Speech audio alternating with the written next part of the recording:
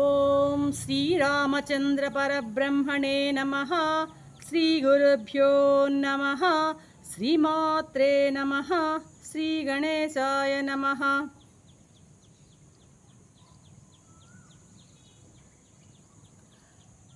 ప్రియాత్మ బంధువులారా, యోగ వాసిష్టం వైరాగ్య ప్రకరణము 5వ భాగం. నిన్నటి ఎపిసోడ్లో దేవదూత అరిష్టనేమి రాజుని వాల్మీకి ఆశ్రమానికి చేర్చారన్నమాట.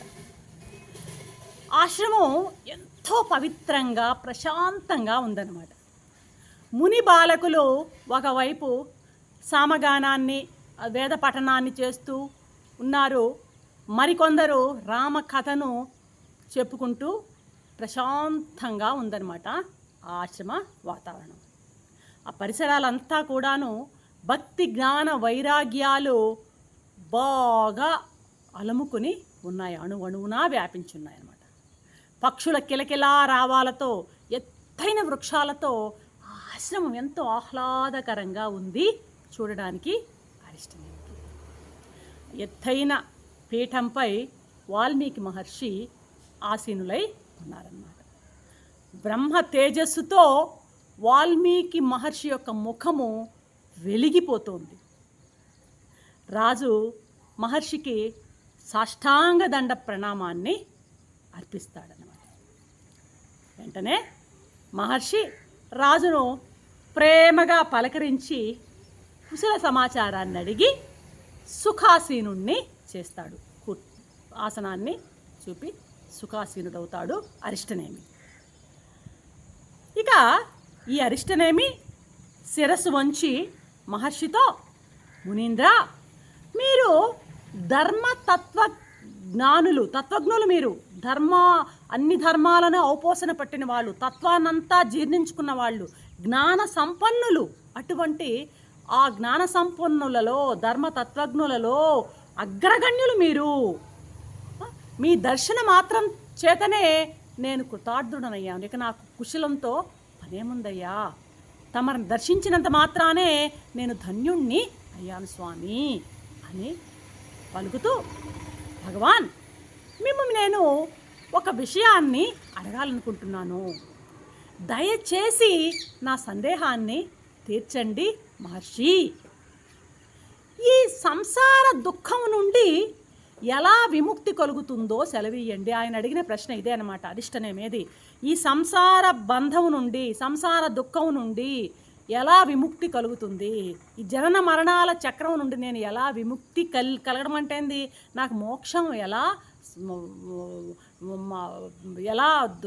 దొరుకుతుంది, ఎలా కలుగుతుంది అన్నది మీరు నాకు వివరించండి అని సవినయంగా అడిగాడనమాట.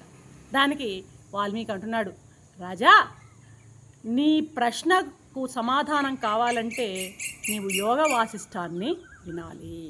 కాబట్టి నీకు నేను యోగ వాసిష్టాన్ని చెప్పబోతున్నాను.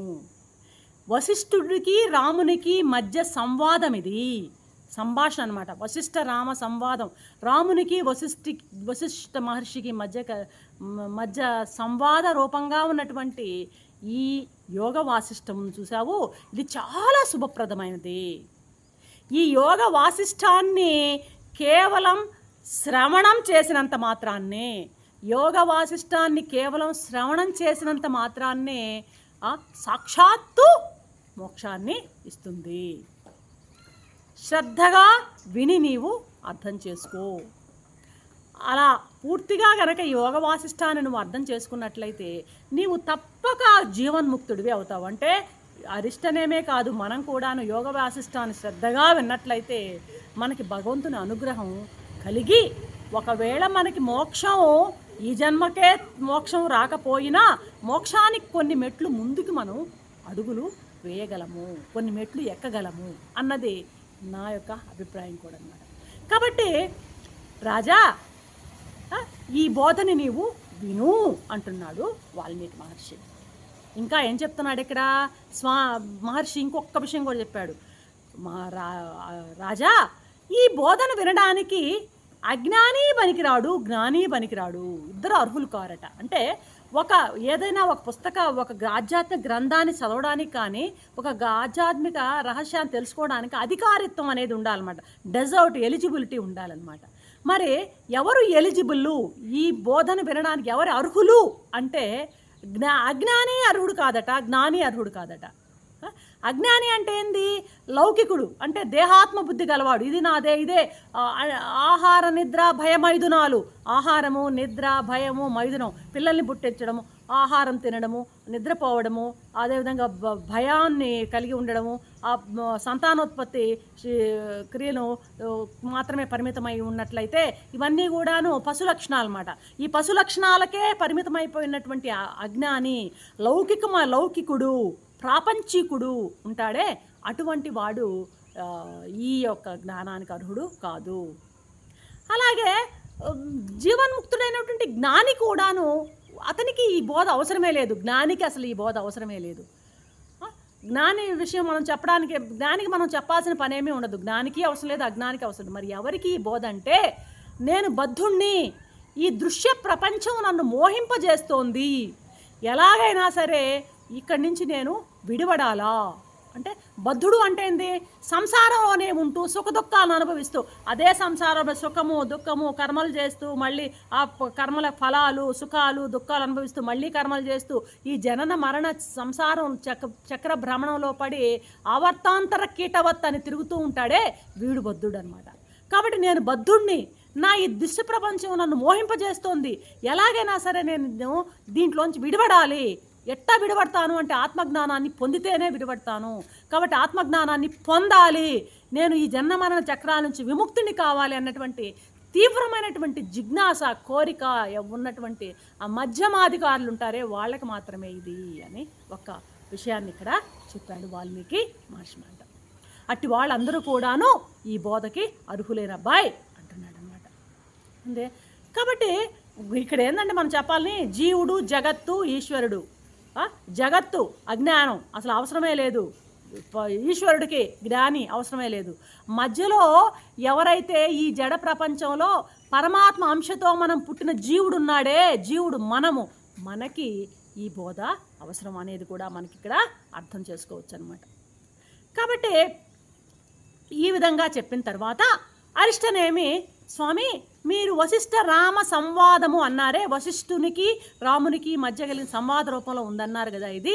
మరి ఆ రాముడు అంటే ఎవరు? ఆ వశిష్ఠ మహర్షి అంటే నాకు తెలుసు, రాముడు అంటే ఎవరు? అతడు ఎలాంటివాడు, ఎవరివాడు? అతడు బద్ధుడా లేదా ముక్తుడా? బద్ధుడు అంటే సంసారంలోనే ఉంటూ సుఖదుఖాల్లో అనుభవించేవాడు బద్ధుడు.